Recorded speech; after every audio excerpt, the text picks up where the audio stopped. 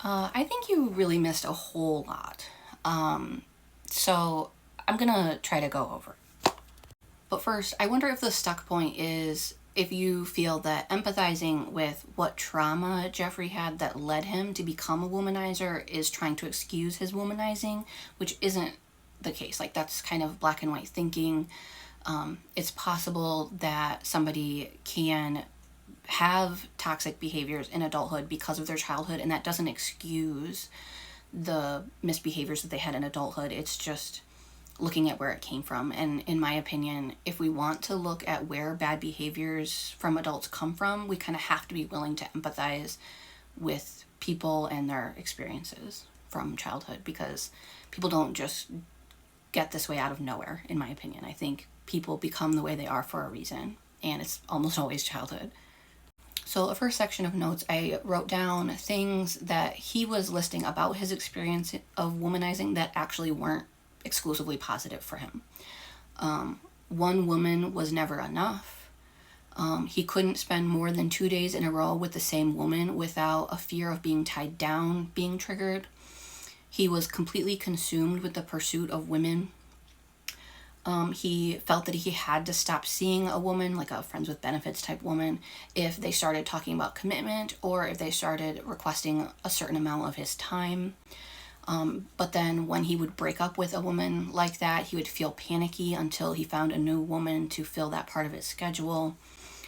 He was extremely lonely and fearful, and he realized at some point that that's what was driving all of this. He had difficulty relating to men, and he could only be emotionally intimate with women if it was in the pursuit of seducing them. So, in my opinion, that's really a lot of kind of negatively charged motivations that were driving this womanizing. Like, I think that it's hard to really even wrap my head around how you could struggle to relate to men at all and to only be able to be emotionally intimate with women if it's kind of a setup for seducing them and not like genuine closeness. Like, he wasn't genuinely close to anybody at all. And I think that is a huge net negative for anybody's life. The next portion of notes were other things that were said about his mom that were really harmful or inappropriate and damaging, other than like the point that you had remembered, which was that she had made a comment about him having a good time while being out sleeping with a girl.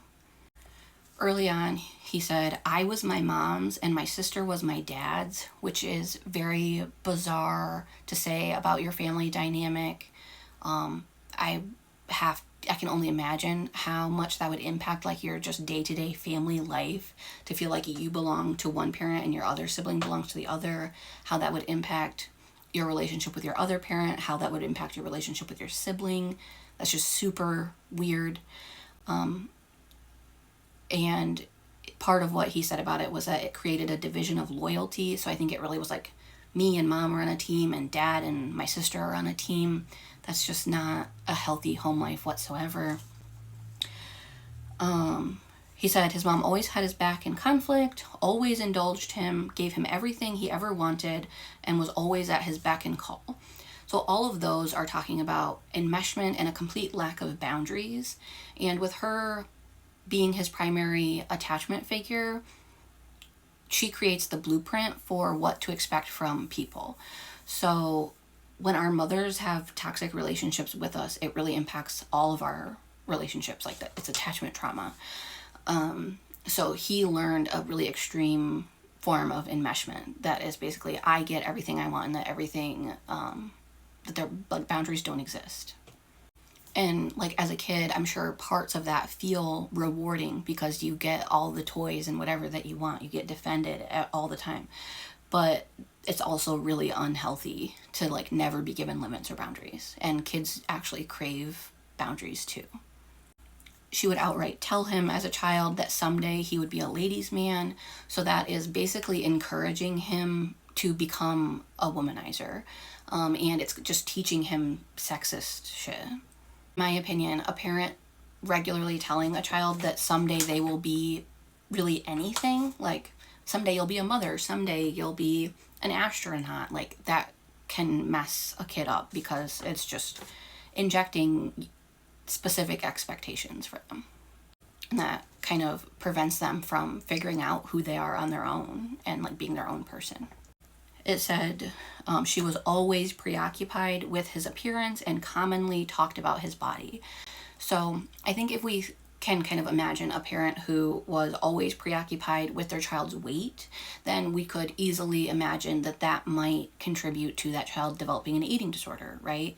And so in the same way, if you have a parent who's always preoccupied with your appearance, but in a attractive or like sexualized way, how that would become a sexual trauma. Like it would make you think that this is the most important thing, to be very sexually attractive to girls.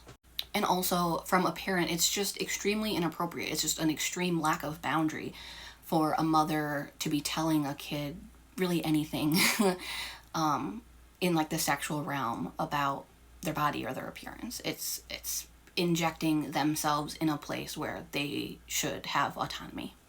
It referenced that she would make comments about him looking good in tight jeans. That is a form of verbal sexual abuse. He said as a teenager he got loads of attention from girls, but when he got home he would get even more from his mom. So I think that really speaks to how invasive and like overly involved she was in his appearance and just in him. She outright encouraged him to go out with girls and didn't care if he didn't even come home till the next morning while he was still like an underage child, underage teenager. And then, as you referenced, the comment of, I know what you were doing. And when his dad got upset about him like not coming home all night, her defense was he was just being a boy, which is teaching him sexist shit that like being a boy means you go out and sleep with women. It's harmful to tell a boy that they need to go out and womanize in order to be a boy, or that that's what being a boy is. She outright told him that he should shop around for the perfect girl and not get too attached to any one girl. A portion from the author in the book says the relationship that Jeffrey's mother had with him was sexually energized, and that because of that, Jeffrey probably felt stimulated by her early in childhood.